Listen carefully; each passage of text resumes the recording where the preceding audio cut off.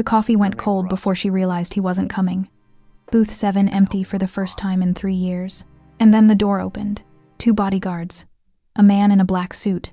Eyes like violence waiting for permission. He didn't order. He just looked at her. "You're Mabel Rossi," he said. Not a question. An accusation. Her voice caught. "Yes? You've been helping my father." And just like that, kindness became the most dangerous thing she'd ever offered. What if the loneliest man in your diner wasn't broken by the world, but by the empire he built on blood and regret? If you're hooked in and want to enjoy this story, go ahead and subscribe, and drop a comment letting me know where you're watching from. It's always amazing to see where everyone's watching. Plus, tomorrow I've got another incredible story lined up, and you definitely don't want to miss it.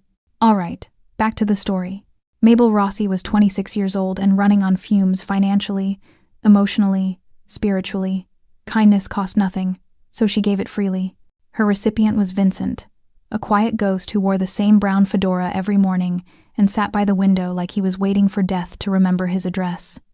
She poured his coffee without asking, cut his toast into neat triangles, spoke to him like he mattered. She thought he was just another forgotten soul.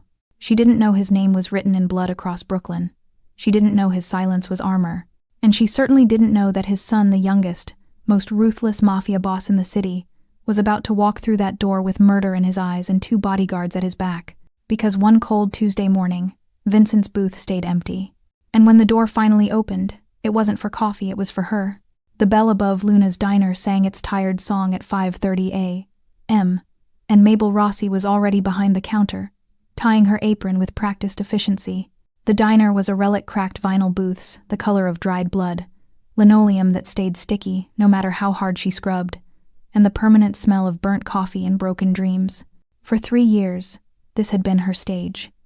She moved through the narrow aisles with a grace born of necessity, carrying plates, refilling cups, manufacturing warmth, even when her own heart felt frozen. At 26, she was drowning slowly in her mother's leftover medical bills and rent that climbed faster than her tips. Her art supplies sat in boxes she couldn't bear to open. The morning regulars filtered in like clockwork. Sal, the taxi driver, ordered 2 eggs over easy. The nurses from Mercy Hospital traded horror stories over pancakes. The construction crew rolled in loud and hungry. And at 7:30 a.m., exactly, Vincent Cowley shuffled through the door. Same brown fedora, same soft gray coat, same worn leather shoes whispering against the floor. He never acknowledged anyone, just made his way to booth 7 by the window, the one that caught the morning light through rain-streaked glass. Vincent was different from the others. He was a ghost trying to disappear in plain sight. Lou, her perpetually stressed boss, had warned her the first day. "Don't waste your charm. He doesn't talk, doesn't tip. Just give him black coffee and move on." Brenda, the veteran waitress with the disposition of a rattlesnake, had been more direct. That booth could seat 4 people during rush. Instead, we get Mr. Sunshine hogging real estate. But Mabel saw something else. She saw hands that trembled, reaching for sugar. She saw eyes that stared out the window, searching for something that would never come back.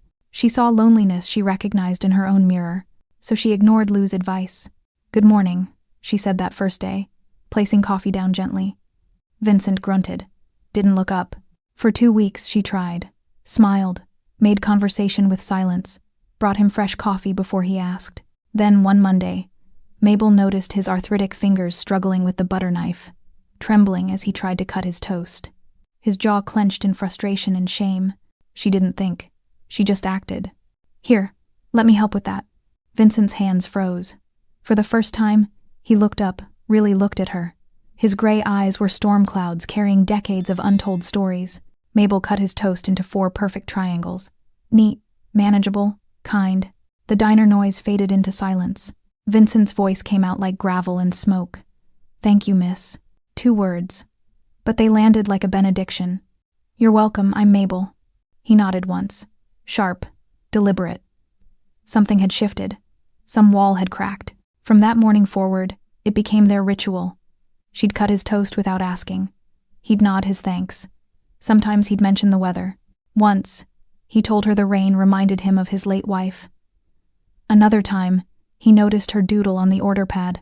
"You're talented," he'd said quietly. The compliment stayed with her for days. To everyone else, Vincent remained invisible. To Lou, barely worth the register space. To Brenda, a daily irritation. But to Mabel, Vincent became proof that small kindnesses mattered. That even in a world this hard, there was room for gentleness. She had no idea she was pouring coffee for a man who'd once ruled Brooklyn's underworld. She had no idea Vincent Callie was a name whispered in dark rooms. She had no idea his son was coming. Because one Tuesday morning, Vincent's booth stayed empty. The coffee she'd poured at 7:28 sat cooling, untouched. And at 7:45, 3 men in expensive suits stepped through the door. The leader's eyes swept the room and landed on Mabel. He walked toward her with dangerous confidence. "You're Mabel," he said. "Not a question. An accusation." "Yes? You've been helping my father." And Mabel understood. Kindness had just become the most dangerous thing she'd ever offered. Don't scroll past kindness that turns deadly. Subscribe now because stories like this remind you how fragile ordinary really is. Miss it, and you'll never see how far one quiet act can push destiny. The man standing before Mabel radiated danger the way the sun radiates heat, constant, inescapable, impossible to ignore. Frank Callie didn't need to raise his voice. His presence alone had turned Luna's diner into a held breath. "My father," he repeated, his dark eyes never leaving hers. "Vincent Callie, you've been taking care of him." Mabel's fingers tightened around the coffee pot. Her mind raced through every morning, every cut triangle of toast, every quiet conversation. The weight of his stare made her feel like she'd committed a crime she didn't know existed. I just served him breakfast," she managed, her voice steadier than she felt. "That's all." Something flickered across Frank's face, surprise, maybe, that she'd spoken at all. Most people, she suspected, didn't talk back to him. They just moved out of his way and prayed he'd forget they existed. "That's all?" His lips curved into something that wasn't quite a smile. "You cut his food.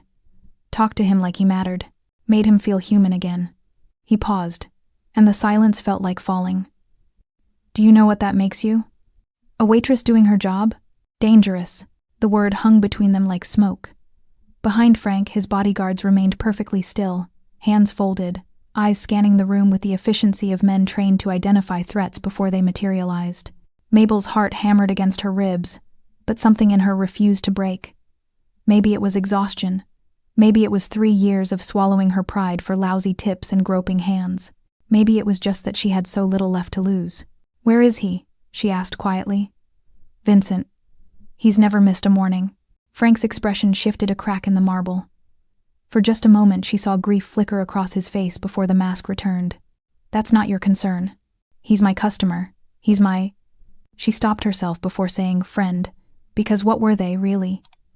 A waitress and a silent old man who'd found comfort in routine. But Frank caught it anyway. His jaw tightened. "Your friend," he finished for her, and the word sounded like an accusation. "My father doesn't have friends. He has ghosts. He has regrets. He stopped, shook his head as if clearing it. "He's in the hospital. Heart attack. 2 days ago." The coffee pot nearly slipped from Mabel's hands. Will he be okay?" "He's alive." Frank pulled a crisp $100 bill from his pocket and placed it on the counter with precise, controlled movements. "For his breakfasts. All of them. Consider his tab closed." It felt like a dismissal. Like payment for services rendered. The way you'd settle an account before closing a business relationship forever. "I don't want your money," Mabel heard herself say. Frank's eyes narrowed. "Everyone wants my money. I wanted to help him. There's a difference." For a long moment, Frank just stared at her. The diner remained frozen, Sal's eggs getting cold, the construction crew suddenly fascinated by their plates, even Brenda silent for once in her miserable life. Then Frank leaned forward, just slightly, and lowered his voice. "People who help my father have a habit of discovering things they shouldn't, of asking questions that get them hurt. So here's what's going to happen, Mabel Rossi." Her name in his mouth sounded like a threat and a promise. "You're going to take this money. You're going to forget Vincent ever sat in that booth. And you're going to pretend this conversation never happened. And if I don't?" His smile was winter. "Then you'll find out why people cross the street when they see me coming." He straightened, turned toward the door. His bodyguards moved in perfect synchronization. The bell jingled as they prepared to leave. "Mr. Callie," Mabel called out, surprising herself. He paused, didn't turn around. "Tell Vincent." Her voice caught. "Tell him his toast will be waiting, whenever he's ready." Frank's shoulders tensed. For 3 heartbeats, he stood there, a statue in an expensive suit. Then, without turning, without acknowledging her words, he walked out into the gray morning. The door closed. The spell broke. Sound rushed back into Luna's silverware clinking, conversations resuming, Lou yelling something about orders backing up. But Mabel couldn't move. She stared at the $100 bill on the counter, at Vincent's empty booth by the window, at the rain that had started falling harder now, streaking down the glass like tears. Brenda appeared at her elbow. "Girl, do you have any idea who that was?" Mabel shook her head. "That," Brenda whispered, eyes wide, "was Frank Callie. The Frank Callie. He runs half of Brooklyn. People who cross him end up in the river." Mabel looked down at the $100 bill, then at Vincent's booth, then at the rain, and she knew, with the certainty of thunder following lightning, that her life had just become very, very complicated. Ever had something vanish right before the truth? Hit subscribe. Before this story takes the turn no one saw coming. Skip it, and you'll spend the night wondering what was inside that car. 3 days passed like bruises, slow, painful, deepening with time. Mabel couldn't stop thinking about Vincent's empty booth. Every morning at 7:30, she'd pour a cup of coffee out of habit, then stare at it cooling by the window until Lou barked at her to stop wasting product. She'd tucked Frank's $100 bill into her apron pocket, unable to spend it, unable to throw it away. It felt like blood money, like a severance package for a relationship she'd never agreed to end. The diner felt different now. Smaller, like the walls had moved closer when she wasn't looking. Brenda watched her with a mixture of pity and fascination. "You're mooning over a mobster's daddy," she'd said on day 2, refilling salt shakers. "That's a Lifetime movie waiting to happen, and not one of the good ones." But Mabel couldn't explain it. Vincent had been more than a customer. He'd been a reminder that kindness still mattered, that small gestures could bridge chasms of loneliness. Losing him felt like losing proof that her life meant something beyond balancing plates and forcing smiles. On the 4th morning, Mabel arrived at 5:30 to find something waiting on the diner's doorstep. A brown fedora, Vincent's fedora. Her hands trembled as she picked it up. The felt was soft, worn smooth by years of handling. Inside the band, she found a small piece of paper folded into a square. Her name was written on it in shaky handwriting. "Mabel, you reminded an old man what love once felt like. If my son ever finds peace, it will be because of you. The world made him hard. Please don't let it make you the same. With gratitude, Vincent." She read it 3 times, standing in the pre-dawn darkness, tears blurring the words. It felt like a goodbye, like a benediction and a warning wrapped together. Inside the diner, she placed the fedora on the shelf behind the counter, next to the coffee filters and the dusty plastic flowers Lou's late wife had put there a decade ago. It felt right keeping Vincent close, even if just in memory. The morning shift began. Sal came in for his eggs. The nurses ordered their pancakes. The construction crew arrived, loud as always. But at 7:30, Vincent's booth remained empty. At 7:45, the bell above the door chimed. Mabel looked up, hope fluttering stupidly in her chest. Maybe Vincent had recovered. Maybe he was coming back. But it wasn't Vincent. It was Frank Callie. Alone this time. No bodyguards. No intimidating entourage. Just him in a charcoal suit that probably cost more than her yearly rent, standing in the doorway like he was trying to decide whether to stay or run. The diner didn't go silent this time. People hadn't seen him before, didn't recognize the danger. They just kept eating, kept talking, kept living their ordinary lives, while something extraordinary unfolded. Frank's eyes found hers immediately. He walked to the counter with less confidence than before, like each step cost him something. "Coffee," he said. His voice was rougher than she remembered. Tired. Mabel grabbed a mug, not the chipped blue one Vincent preferred, but close and poured. Her hands were steady. She was getting good at performing calm, while her insides screamed. "Black, 2 sugars," she said, remembering how Vincent took his. Frank's expression cracked, just slightly. "You remember." "I remember all my regulars. I'm not a regular." "Then why are you here?" The question hung between them like a challenge. Frank wrapped both hands around the mug as if drawing warmth from it, even though the diner was stifling. "My father woke up yesterday," he said finally. "Asked about you. First thing he said when he opened his eyes, 'Is the girl with the kind smile okay?'" Frank's jaw tightened. "He was dying and he was worried about you." Mabel's throat constricted. "Can I see him?" "No." "Why not?" "Because you're a complication." Frank looked up, and his eyes were devastation wrapped in expensive tailoring. My father spent 5 years hiding from his past. From me, from what our family became. And you, he stopped, shook his head. You made him want to stay in this world. Do you understand how dangerous that is? Dangerous for who? For you. The words came out harsh. My enemies don't care about waitresses with kind smiles. They care about leverage, weaknesses. And my father just announced to a hospital full of people that you matter to him. Mabel set down the coffee pot with deliberate care.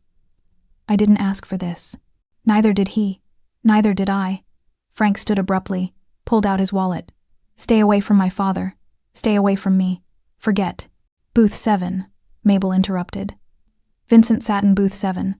And I'm not forgetting him just because you're scared. Frank's eyes went dark. I'm not scared. Then what are you? Smart enough to know that people around my family don't survive kindness. He dropped 2 20s on the counter and walked out. But this time, he left his coffee unfinished. And Mabel knew he'd be back. Frank Kelly returned the next morning, and the morning after that, and the one after that. Each time, he came alone. Each time, he ordered black coffee with 2 sugars.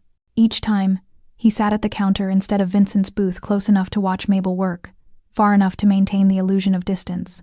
He never stayed long. 20 minutes, maybe 30. He'd drink his coffee in silence, leave exact change, and walk out without a word. But his presence filled the diner like smoke, thick, inescapable, changing the air itself. By the 5th morning, Brenda was practically vibrating with curiosity. That's Frank Kelly, she hissed, while they prepped for the breakfast rush. Coming here every day like we're Starbucks. Do you know what this means? That he likes our coffee? Mabel kept her voice light, but her hands trembled slightly as she stacked plates. It means he's interested. And when men like Frank Kelly get interested in girls like you, Brenda's voice dropped to a theatrical whisper. People end up as headlines. Mabel wanted to argue but couldn't, because Brenda was right about one thing. Frank was interested. Not romantically, at least. She didn't think so. It was something else. Something that felt like he was trying to solve a puzzle, and she was the piece that didn't fit anywhere. On the 6th morning, Frank broke the silence. Why'd you do it? He asked as she refilled his cup. Mabel didn't pretend not to understand. Because he looked lonely. Lots of people look lonely. You don't cut their food. His hands shook. He needed help. And you just helped. Without wanting anything in return. Frank said it like he was describing something impossible. A unicorn. A miracle. That's generally how kindness works. His laugh was bitter. Not in my world. Mabel set down the coffee pot and leaned against the counter, studying him. Up close, the fear people felt made sense. Frank Kelly was carved from contradictions, beautiful in a way that felt dangerous, controlled in a way that suggested violence constantly held in check. His suit was impeccable. His hands were scarred. Then maybe, she said quietly, your world is smaller than you think. Something flickered across his face. Anger, maybe. Or recognition. You don't know anything about my world. I know your father tried to leave it. I know he found peace in a diner booth and burnt toast. I know. She stopped herself. What? Frank leaned forward. What do you know? I know you're here every morning drinking coffee you probably don't even like, asking questions you're afraid to hear the answers to. Mabel held his gaze. So why don't you just ask what you really want to know? The diner hummed around them. Sal reading his sports page, the nurses gossiping, the construction crew arguing about last night's game.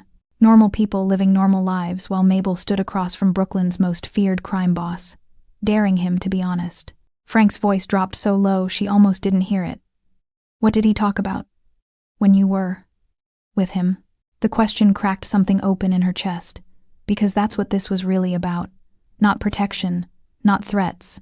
A son desperate to understand the father who'd abandoned him. He talked about the rain, Mabel said softly. How it reminded him of your mother. How she used to dance in it when you were small. Before, she stopped. Before I ruined everything. Frank finished, his voice hollow. He didn't say that. He said you had her eyes. That when you were 5, you used to collect pennies to buy her flowers from the bodega on the corner. Mabel watched emotions war across Frank's face. He said loving you was the easiest thing he'd ever done, and losing you was the hardest. Frank's jaw clenched. His hands, wrapped around the coffee mug, had gone white at the knuckles. He left me, he he said finally. Built an empire with my bare hands, became exactly what he raised me to be, and he just left. Disappeared, like I was nothing. Maybe he left because you became what he was most afraid of. The words hung between them like a detonation. Frank stood abruptly, the stool scraping harsh against linoleum. For a moment, Mabel thought he might explode, violence radiating off him in waves. The entire diner seemed to hold its breath. But he just pulled out his wallet, dropped a 50 on the counter. "Keep the change," he said, voice tight. "And stop trying to save people who don't want to be saved." He turned toward the door. "Frank." He stopped. Didn't turn around. "Your father does want to be saved," Mabel said. "That's why he's asking about me. That's why he left you that letter." "What letter?" "The one he made me promise to give you. When you were ready." Frank finally turned, and his expression was devastation. "I'll never be ready." "Then I guess I'll be waiting."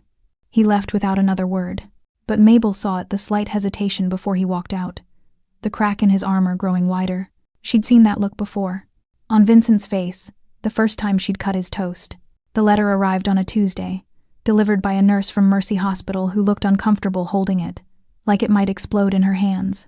"Mr. Callie asked me to bring this to you," she said, glancing nervously around the diner. "He was very insistent, said it had to be you, specifically." The waitress with the kind smile. Mabel's hands trembled as she took the envelope. It was thin, cream-colored, expensive paper that felt wrong in her calloused fingers. Her name was written across the front in Vincent's shaky handwriting, the same script from the note in his fedora. She waited until her shift ended, until she was alone in her shoebox apartment with its water-stained ceiling and boxes of abandoned art supplies, before she opened it.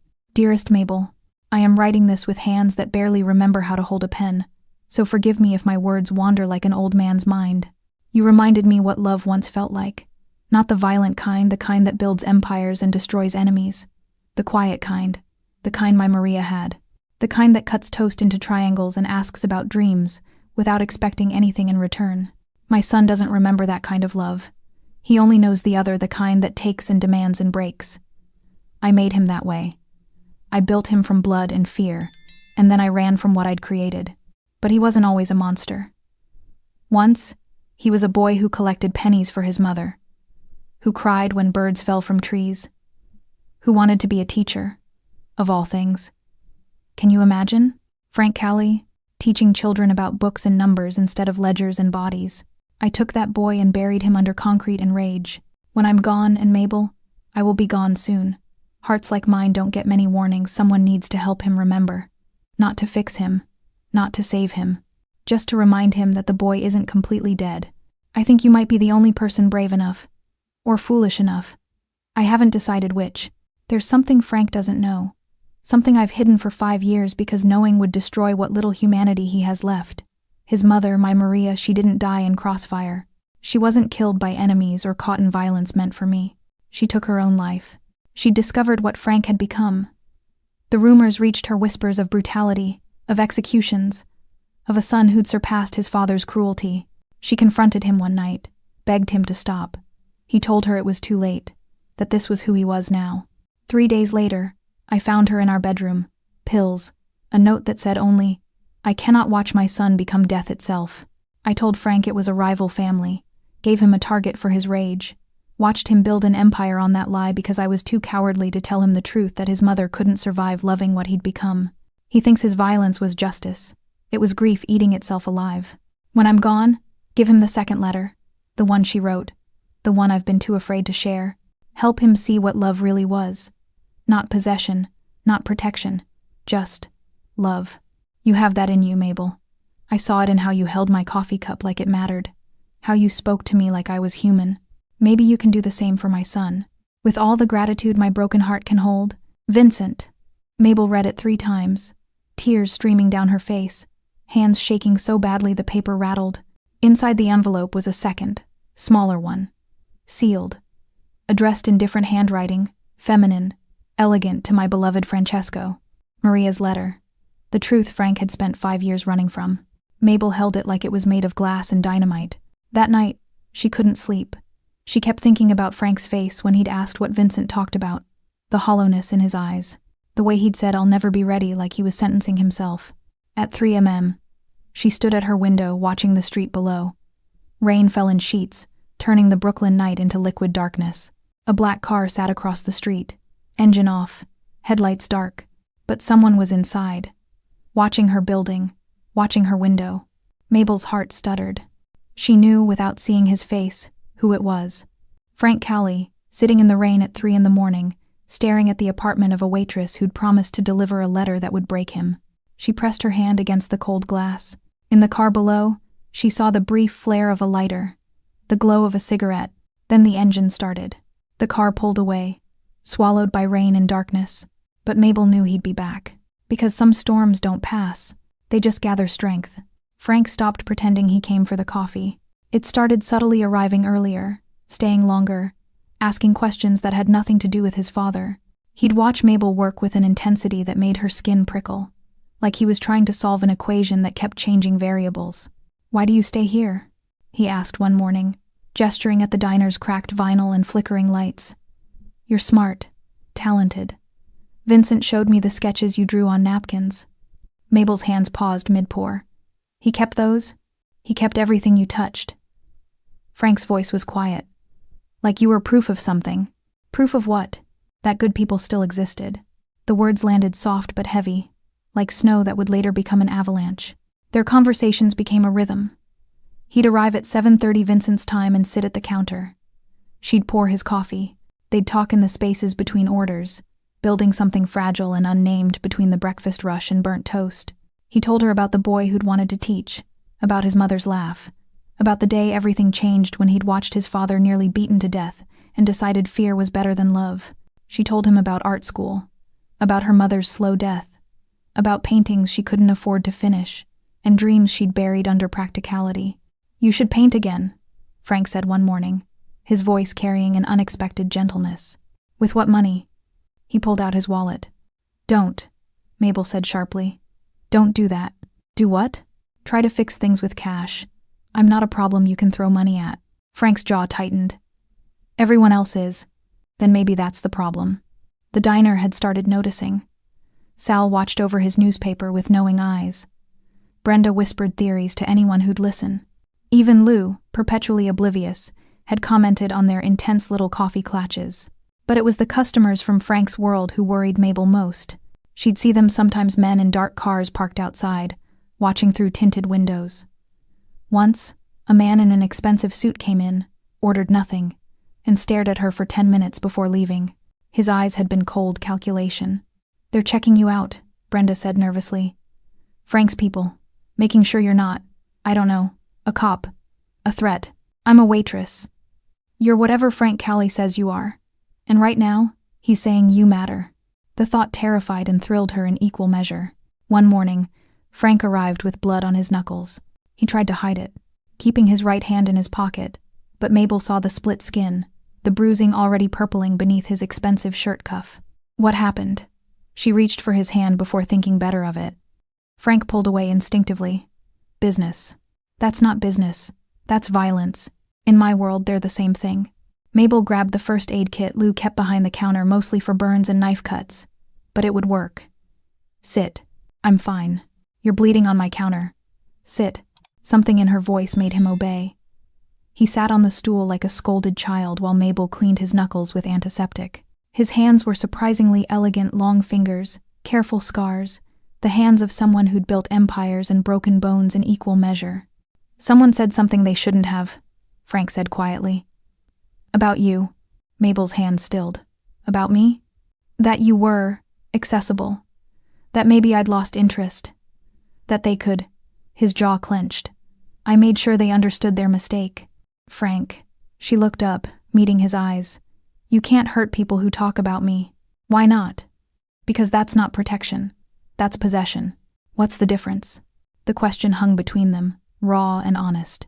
"Protection means keeping me safe," Mabel said softly, still holding his damaged hand.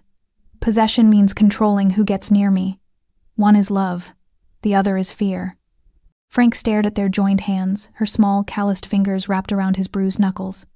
His voice came out barely above a whisper. "I don't know how to do the first one." "Then learn." "What if I can't?" Mabel squeezed his hand gently. "Then at least you tried." For a moment, the diner disappeared. The clatter of dishes, Brenda's commentary, Lou's yelling, all of it faded into background noise. There was only this: a waitress holding the hand of a monster, trying to find the man underneath. Frank lifted his other hand, hesitated, then touched her cheek with his fingertips. The gesture was so tentative, so uncertain, it broke something in her chest. "You're the only thing in my life that doesn't hurt," he whispered. Before Mabel could respond, the diner door opened. A man stepped inside, tall, scarred, radiating menace. "Frank," he said. "We have a problem." Frank's expression shuddered instantly. The vulnerable man disappeared, replaced by the boss Brooklyn feared. He stood, pulled his hand from hers. "Stay here," he ordered. Then he walked out into whatever violence waited. And Mabel understood. Loving Frank Callie meant watching him walk toward danger and not being able to follow. Would you risk loving the man everyone fears? Subscribe if you believe even monsters deserve a second chance. Refuse and drop your reasons in the comments. But be honest, what scares you more, him or your heart? The call came at 2 a.m. Mabel woke to her phone buzzing against the nightstand, the screen too bright in the darkness. Unknown number. She almost didn't answer. Nothing good happened at 2 a.m., but something made her pick up. "Mabel Rossi?" A woman's voice, professional, tired. "Yes? This is Mercy Hospital. Vincent Callie has been asking for you. A pause. "He's asking you to come now. It's important." Mabel was dressed and out the door in 5 minutes. The hospital smelled like disinfectant and desperation. A nurse led her through fluorescent corridors to the ICU, where Vincent lay in a bed that made him look impossibly small. Tubes ran from his arms. Machines beeped steady rhythms. His fedora sat on the side table. Someone had brought it, probably Frank. Vincent's eyes opened when she entered. They were clearer than she expected. "Mabel," he rasped. "You came." She pulled a chair close, took his trembling hand. "Of course I came. Where's Frank?" "I don't know. They only called me." Vincent's expression tightened with something like pain. "Good. Need to. Tell you first. Before he comes." Each word seemed to cost him. "The letter. Did you read it?" "Yes." "Then you know. About Maria. About the lie." His grip strengthened slightly. "But there's more. Something I didn't write. Something he needs to hear. From someone he trusts. Vincent, you should rest." "No time for rest." His laugh became a cough. "Dying men don't rest. They confess." Mabel squeezed his hand gently. Vincent's eyes fixed on the ceiling, seeing something or someone she couldn't. "Frank thinks his empire was built on justice, revenge for his mother. But it was built on my cowardice. I gave him a target because I couldn't give him the truth. He needs to hear this from you. He won't listen. Not to me. I'm the man who abandoned him." Vincent turned his head, meeting her gaze. "But you're the woman who showed him kindness without wanting power. That's why he keeps coming back. Not for coffee, for proof that he's still human. I don't know if I can—" "The letter from Maria. When you give it to him." Vincent's breathing became labored. "Stay with him. Don't let him be alone when his world collapses. Promise me." "I promise." The door opened. Frank stepped inside, and the temperature dropped. He looked from Mabel to his father, jaw tight. "What's going on?" "Francesco," Vincent said softly, using his full name, the one his mother had given him. Frank flinched like he'd been struck. "I need to tell you something. Before—" Vincent gestured weakly at the machines. "Before it's too late." Frank moved closer, his usual confidence stripped away, leaving only a son facing his father's death. Mabel started to stand, to give them privacy, but Vincent's hand tightened on hers. "Stay," he whispered. "Please." She sat back down, caught between them. "Your mother," Vincent began, his voice gaining strange strength. "What I told you about her death, it was a lie." Frank went perfectly still. "What?" "There was no rival family, no attack, no enemy." Each word landed like a stone. "She took her own life, Francesco. Because of what you'd become. The machines kept beeping. The fluorescent lights kept humming. But the world had stopped." "No." Frank's voice was hollow. "You're lying." "I wish I was." Vincent's eyes filled with tears. "She found out what you were doing. The violence, the executions. She begged you to stop. Do you remember? 5 years ago. She came to you crying, asking you to walk away." Frank's face had gone white. "She said it was too much, that I'd gone too far. I told her." His voice cracked. I told her it was too late to change. 3 days later, I found her. Vincent's tears fell freely now. Pills. And a note. She wrote that she couldn't watch her son become death itself. Frank staggered backward like he'd been shot. His hand found the wall for support. I gave you a lie, Vincent continued. Because I was a coward. Because I thought your rage would be easier than your guilt. I let you build an empire on grief that should have been. Should have been.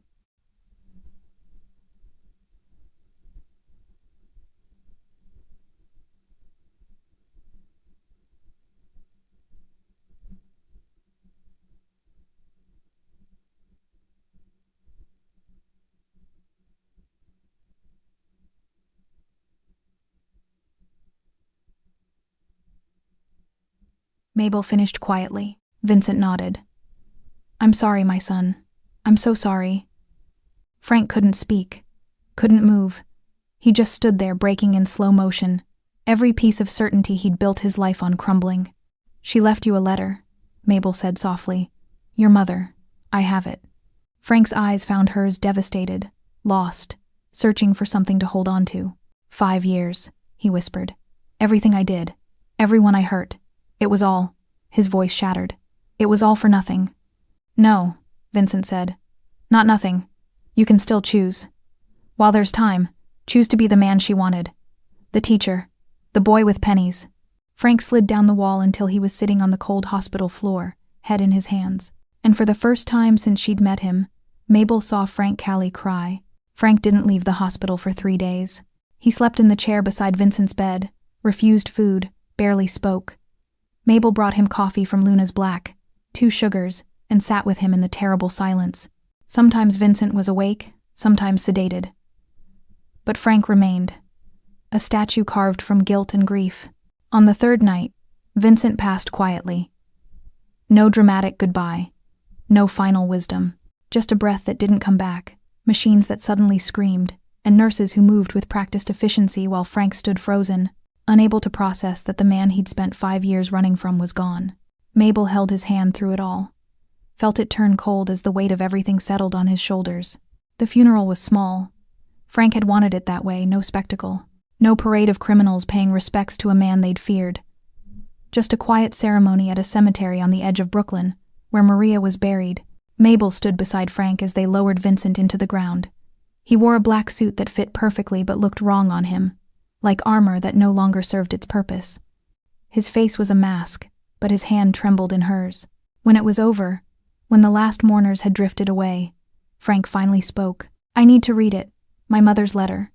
Mabel had been carrying it for days, waiting. She pulled the envelope from her purse, Maria's elegant handwriting, still pristine despite the years Vincent had kept it hidden.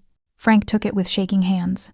For a long moment, he just stared at his name written in his mother's script. Then he opened it.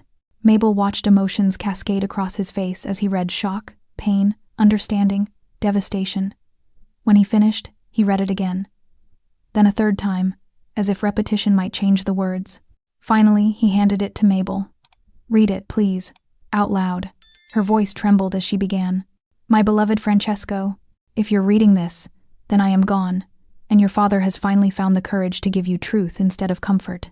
I want you to know that leaving was not your fault. It was mine. I was too weak to watch you become what this life demanded, too soft to understand that survival sometimes requires hardness. But I also need you to know this. The boy I raised, the one who saved injured birds, who read books until dawn, who wanted to teach children because he believed in their goodness, that boy is not dead. He is buried, yes, hidden under layers of violence and necessity, but not dead.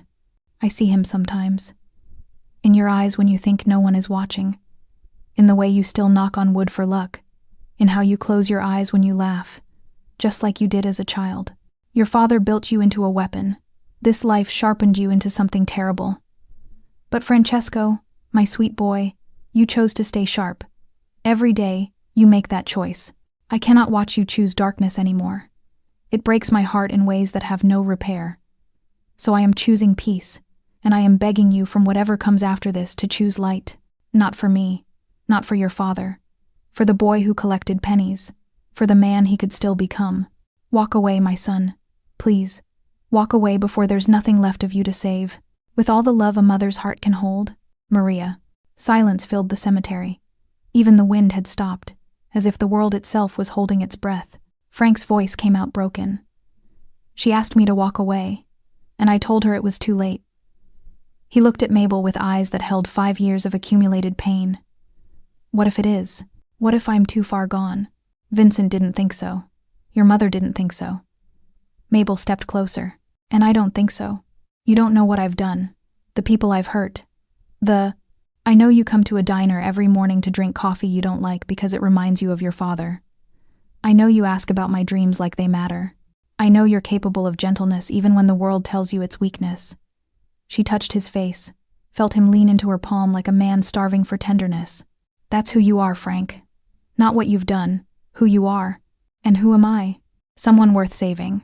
He pulled her close then, suddenly, desperately, not with the control he usually maintained, but with the raw need of someone drowning. His arms wrapped around her like she was the only solid thing in a collapsing world. Help me, he whispered into her hair. I don't know how to stop being this. Then let me show you. They stood there among the tombstones as the sun set over Brooklyn, 2 people trying to build something gentle in a world that rewarded violence. But the world wasn't finished with them yet. The black SUV appeared 3 days later. Mabel was closing the diner, locking the front door, when headlights cut through the darkness. Multiple vehicles, men emerging like shadows given form. She recognized one of them, the scarred man who'd interrupted her moment with Frank weeks ago. His name was Sal. Not her regular Sal, the taxi driver, but Salvatore Costa, Frank's former underboss. Mabel Rossi, he said, approaching with predatory calm. We need to talk about Frank. I have nothing to say to you. That's unfortunate, because he's been making decisions that affect our business. Decisions influenced by, he gestured at her, sentiment. I don't know what you're talking about. Don't you? Sal pulled out his phone, showed her a photo Frank at the cemetery, holding her. Another photo them at the diner, her bandaging his hand. He's going soft, talking about walking away, about dismantling operations, about peace. He said the word like it was poison. That's you, your influence. Maybe he's just tired of killing people. Men like Frank don't get tired, they get weak, and weak men get us all killed. Sal stepped closer. So, here's what's going to happen. You're going to disappear. Take money, take a new life, take whatever you want. But you're going to leave Frank to us. No. That wasn't a request. Mabel's heart hammered, but she stood her ground. Then I guess you'll have to make me. Sal smiled cold, calculating. We were hoping you'd say that. The other men moved closer, surrounding her. Mabel's hand found her phone in her pocket, fingers fumbling for Frank's number. A car engine roared. Headlights blazed. Frank's Escalade crashed through the circle of men like a missile, scattering bodies. He emerged from the driver's seat with a gun in each hand, his expression pure murder. Touch her, he said quietly, and I'll make what happened to Torino look like mercy. The standoff hung in the air, weapons drawn, loyalties tested, violence balanced on a knife's edge. Sal raised his hand slowly. This is exactly what we're talking about, Frank. You're compromised, making emotional decisions. You're right. Frank's voice was ice. I am emotional. And right now, I'm emotionally invested in putting a bullet in anyone who threatens her. So you'll kill us? Your own people? I'll kill anyone. That's what you made me. That's what I'm trying to stop being. He glanced at Mabel, something softening in his eyes. But if you force me to choose between my old life and the only person who makes me want a new one, there's no choice. Mabel stepped forward, placing herself between Frank and the guns. Stop, all of you. This isn't how this ends. Mabel. Frank tried to pull her back. No. She turned to face Sal. You think I'm making him weak? Maybe I am. Maybe kindness is weakness in your world. But look at him. She gestured at Frank. Really look. Is this the face of a weak man? Or is this someone strong enough to walk away from power because he finally understands what it cost? Sal studied Frank, saw something that made him pause. You want out, he said finally. Not a question. I want peace, Frank replied. I want to wake up without blood on my hands. He looked at Mabel. I want a chance to be someone she doesn't have to be afraid of. They won't let you walk away clean. You know too much. You've done too much. Then I'll face whatever comes. But on my terms. Frank lowered his guns. I'm done building empires. Tell the families I'm retiring. Tell them Brooklyn is open territory. Tell them whatever you want, but tell them Frank Callie died with his father. Sal laughed bitter, disbelieving. For a waitress. You're throwing away everything for a waitress. No, Frank said softly. I'm throwing away nothing to keep everything that matters. The tension held for another heartbeat. Then Sal holstered his weapon. You're a fool, Frank. Probably, but I'm a fool who might actually sleep tonight. Sal and his men retreated to their vehicles, engines starting, taillights disappearing into Brooklyn's darkness. When they were gone, Frank finally breathed. He turned to Mabel, cupped her face in his hands. Are you okay? She nodded, unable to speak past the emotion clogging her throat. I meant what I said. I'm walking away. From all of it. Frank, you don't have to. Yes, I do. Because you were right. This isn't who I want to be anymore. He pressed his forehead to hers. Teach me how to be the man my mother wanted, the one you deserve. Mabel's tears finally fell. We'll learn together. And there, in the shadow of Luna's diner, under streetlights that had witnessed countless crimes, Frank Callie kissed her not with possession or dominance, but with the tender desperation of someone being reborn. Walking away from an empire, Mabel quickly learned, was more complicated than simply deciding to leave. The first week after Frank's declaration, 3 attempts were made on his life. Not by Sal, he'd kept his word about stepping back, but by rivals who saw vulnerability as opportunity. Men who'd feared Frank Callie for years suddenly sensed blood in the water. Frank handled each attempt with the brutal efficiency that had made him legendary, but each one took a visible toll. Not physically, he was too skilled for that, but spiritually. Every time he had to resort to violence, Mabel watched something in him dim. How do I stop being good at the thing that's destroying me? He asked one night, sitting in her tiny apartment with his head in his hands. They'd been spending more time here, away from the diner, away from prying eyes. Her apartment had become their sanctuary, the one place where Frank could take off his armor and just be Francesco, the boy who'd wanted to teach, the man who was trying to remember how. You don't have to be perfect, Mabel said, sitting beside him on her worn couch. You just have to keep choosing differently. I've made so many wrong choices. How do I know if I'm even capable of making right ones? She took his scarred hands in hers. Because you're here. Because you're trying. That's already a choice your mother would be proud of. Frank looked at their joined hands, his marked by violence, hers stained with coffee and hard work. I don't deserve you. Maybe not, but you're here anyway. He laughed a real laugh, the kind that reached his eyes. You're brutally honest. You know that? Someone has to be. Everyone else is too afraid of you. You're not afraid? Mabel considered. I'm terrified, just not of you. I'm afraid of losing you. I'm afraid that one of these attempts will succeed. I'm afraid that, her voice caught, that I'll choose the violence because it's easier than choosing you. She nodded. Frank shifted closer, turning to face her fully. The dim lamplight cast shadows across his features, making him look younger, more vulnerable. Mabel, I've spent 5 years building walls, burying everything soft because softness got people killed. My mother, my father, everyone I tried to protect by being harder, meaner, more ruthless than anyone else. You don't have to protect me that way. I know. That's what scares me. His thumb traced circles on her palm. Because protecting you the right way with trust and honesty and partnership that requires being the person I buried. And I don't know if I remember how. Then remember this. Mabel brought his hand to her chest, over her heart. Feel that? That's what it's like to be near someone you care about.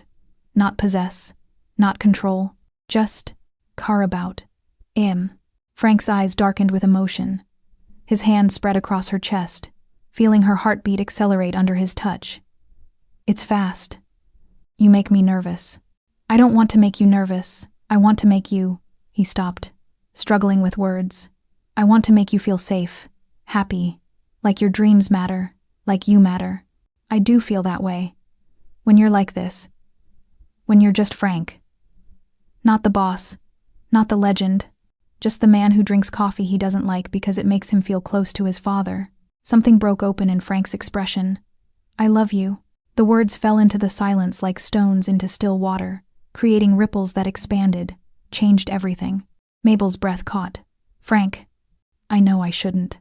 I know I have no right. I know I'm still covered in the wreckage of my old life. But I love you, Mabel Rossi.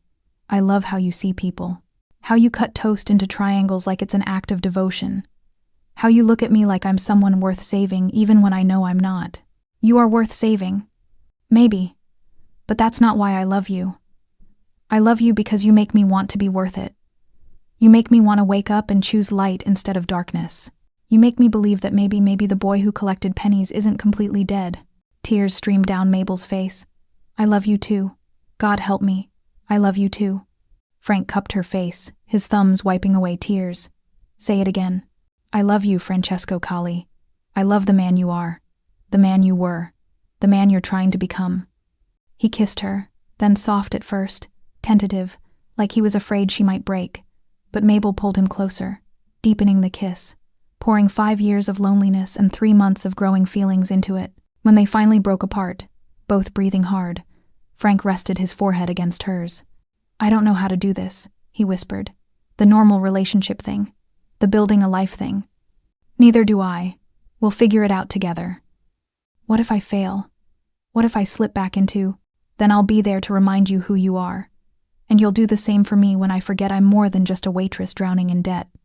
Frank smiled, genuine, full, transforming his entire face. You're so much more than that. You're the woman who resurrected a dead man's heart. They spent the rest of the night talking about everything and nothing. Frank told her about the teacher he'd wanted to be, the books he'd loved, the life he'd imagined before violence became his language. Mabel shared her dreams of painting, of galleries, of creating beauty instead of just serving it. As dawn broke over Brooklyn, painting Mabel's apartment in soft gold light, Frank held her close on the couch. I have to tell you something, he said quietly. There's a hearing next week. The DA has been building a case. They want me to testify against the families in exchange for immunity. Mabel's stomach dropped. That's dangerous. It's necessary. If I'm really walking away, I need to burn the bridges so thoroughly there's no path back. He tightened his arms around her. But it means going into witness protection for a while. Maybe months. Maybe longer. We'll be separated. Yes. Mabel turned in his arms, meeting his eyes. Then we make these days count. Every morning, every conversation, every moment, we make them count. And after, when it's over, we find each other again, no matter how long it takes. Frank kissed her forehead, her cheeks, her lips. I'll find you, Mabel. Even if I have to search the whole world, even if it takes years, I'll find you. Promise. I promise.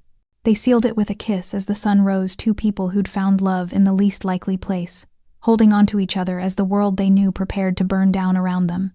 Because loving Frank Colli meant accepting that nothing would be easy. But as Mabel discovered that morning, wrapped in his arms while Brooklyn woke outside her window, some things worth having were worth fighting for, even if the fight never truly ended. Don't let their story end in silence. Subscribe now because not every sinner gets a chance to love clean. If you'd still walk away, tell us in the comments why some hearts don't deserve saving.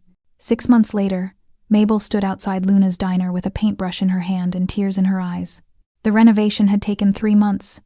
Lou had finally sold her the place too old, too tired to keep fighting the inevitable decline. With the money Vincent had left her in his will, a surprise that still made her cry, she'd transformed the fading relic into something new. The sign above the door no longer read, Luna's. It read Vincent's place. The interior glowed with warm light. She'd kept the original booths but reupholstered them in deep burgundy. The sticky linoleum was gone, replaced with warm hardwood. The walls, once dingy and gray, now displayed local art, including several of her own paintings, finally finished after years of gathering dust. But booth 7 remained exactly as it was, Vincent's booth, with a small brass plaque that read, Reserved for those who need kindness. The diner had reopened 2 weeks ago to surprising success. Word had spread about the waitress who'd loved a mobster's father and transformed a dying diner into something hopeful. People came for the story, but they stayed for the food and the warmth Mabel had always offered. Brenda still worked there, softer now, telling stories about the old days to anyone who'd listen.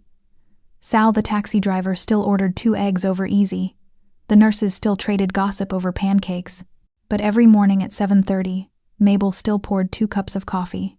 One for herself, one for the empty seat at the counter, just in case. Frank had entered witness protection the week after their confession. She'd watched him walk away into federal custody, watched him disappear into a system designed to erase people. No contact, no updates, no guarantee he'd ever come back. The DA had been thrilled. Frank's testimony had dismantled 3 major crime families. Brooklyn's underworld had fractured, scattered, rebuilt itself into something smaller and less organized. And Frank Callie had vanished like he'd never existed. Mabel touched the locket around her neck, a gift from him before he left, containing a photo of Vincent and Maria, young and in love. On the back, he'd engraved, "For the boy with pennies, for the teacher he'll become." She'd learned to live with absence, to find joy in the diner, in her art, in the community she'd built. She'd learned that love didn't always look like Hollywood endings. Sometimes it looked like holding space for someone, even when they couldn't be there. The bell above the door chimed. Mabel turned, expecting the morning rush, and froze.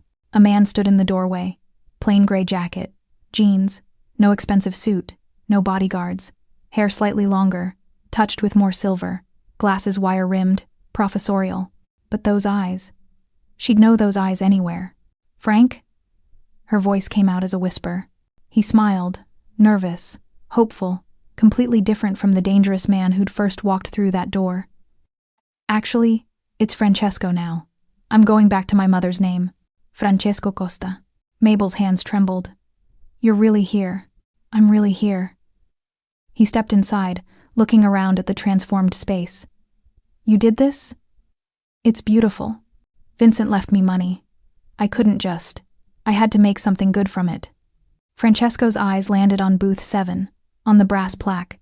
His face crumpled briefly before he composed himself. He'd love this. "There's coffee." Mabel gestured to the counter, muscle memory taking over. "If you want some. Is there room for one more cup?" The words hung between them an echo of her outline, of the ending she'd imagined but never believed would come true. "Only if you pour the second round," she managed, tears streaming freely now. Francesco crossed the diner in 3 steps and pulled her into his arms. He smelled different, less expensive cologne, more simple soap. He felt different too, less rigid, more relaxed, but his embrace was the same desperate tenderness she remembered. "I'm sorry," he whispered into her hair. "I'm sorry it took so long. The trial ran over, and then protective custody, and then, you're here now. That's what matters." He pulled back just enough to see her face, his hands framing her cheeks. "I have so much to tell you. They set me up with a new identity. I'm teaching now. High school. English literature. Can you believe it? Me, teaching teenagers about Shakespeare." Mabel laughed through her tears. "Your mother would be so proud. I think about her every day. And my father. And you." He kissed her forehead. "Especially you. Every morning I'd wake up and think about you pouring coffee in this diner, and it kept me going. I poured you coffee anyway. Every morning at 7:30, just in case." Francesco's eyes glistened. "Show me." She led him to the counter, to the 2 cups she'd prepared out of habit and hope.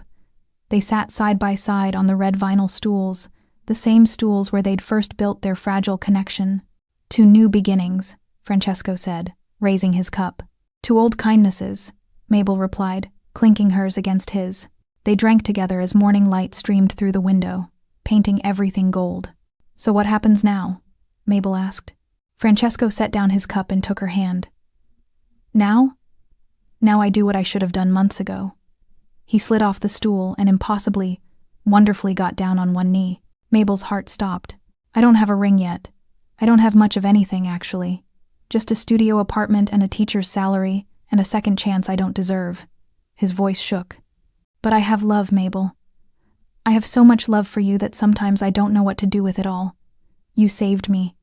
You saw the person I could be when I'd forgotten he existed, and I want to spend the rest of my life proving that you weren't wrong. Francesco, marry me, please. Let me wake up every morning and pour you coffee. Let me cut your toast into triangles. Let me be the man who makes you smile the way you made my father smile. Let me," his voice broke, "let me love you the way my mother loved my father, purely, completely, without darkness." Mabel pulled him up and kissed him deep, certain, full of yes, and always, and forever. When they broke apart, she was laughing and crying simultaneously. "Yes, yes, I'll marry you. On one condition. Anything. You have to help me run this place. Vincent's place needs both of us." Francesco looked around the diner at the art on the walls, at booth 7 with its brass plaque, at the customers starting to filter in for breakfast. A mobster turned teacher and a waitress turned artist, running a diner together. That's quite a story. It's our story, Mabel corrected.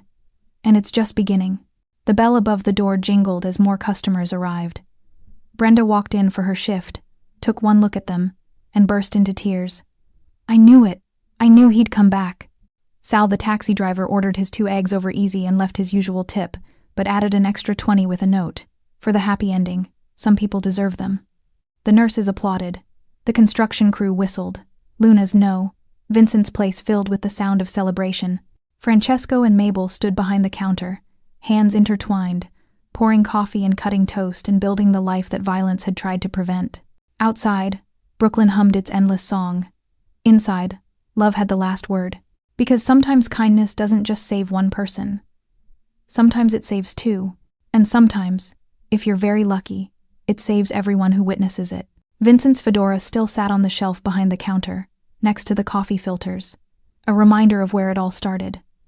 Of the old man who'd taught a waitress that small gestures matter. Of the son who'd learned that empires built on blood always crumble, but love, real love, endures.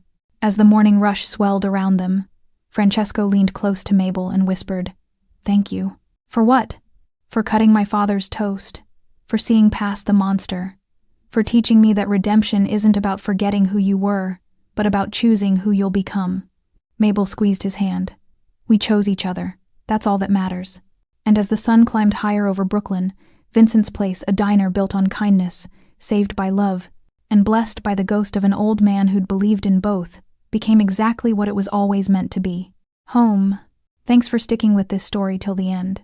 If you enjoyed it, you're going to love the next one. It's packed with unexpected turns and heartfelt moments. Click the image on your screen to keep the journey going, and make sure to hit subscribe for more amazing stories. Drop a comment and rate this story from 1 to 10. I can't wait to see what you think.